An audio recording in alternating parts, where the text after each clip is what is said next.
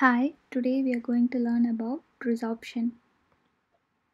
Types. There are two types, internal resorption and external resorption. The loss of tooth structure from within the dental pulp, that is internal, is relatively rare. The loss of tooth structure on the root adjacent to the periodontal ligament, external, is more common. External resorption is more common. Causes.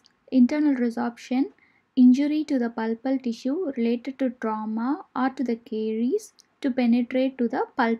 External resorption, dental trauma, orthodontic therapy, increased occlusal forces, periradicular inflammation, periodontal treatment, cysts and tumors.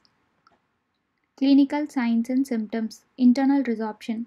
Resorption of dentin and or cementum can occur anywhere there is a vital tissue in the adjacent areas. In present radiographically as a well circumferenced radiolucency in the pulp chamber or the root canal. Pink discoloration or pink tooth of memory of the crown is observed when there is an internal resorption in the pulp chamber. External resorption. It presents radiographically as a moth teeth. Loss of root structure, typically in the apex or the middle portion of the tooth. Treatment. Remove the tissue from the sites of resorption. Internal resorption, endodontic therapy. External resorption, eliminate the etiological factors.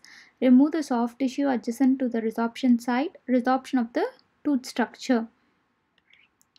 What is meant by hypercementosis? Excessive abnormal cementum formation around or on the root surface after tooth eruption, often confined to the apical half of the root but may involve the entire root. Thickening of the cementum. Root tissue commonly affected are premolars and mandibular molars. Causes. Trauma, metabolic dysfunction, chronic periapical inflammation, or when a tooth has lost its antagonist. Hypercementosis is merely a dental anomaly but can be seen in acromegaly and Paget's disease. It is associated with supraeruption, apical periodontal infection, occlusal trauma, toxic thyroid goiter, or pituitary gigantism. Radiographic features. Bulbous enlargement with a surrounding continuous or unbroken periodontal membrane surface and normal lamina dura. With Paget's disease, there is a complete absence of periodontal membrane space and lamina dura that surrounds the hyperplastic cementum. Question time. What is the most probable diagnosis of the X-ray? It's an internal resorption or hypercementosis or external resorption.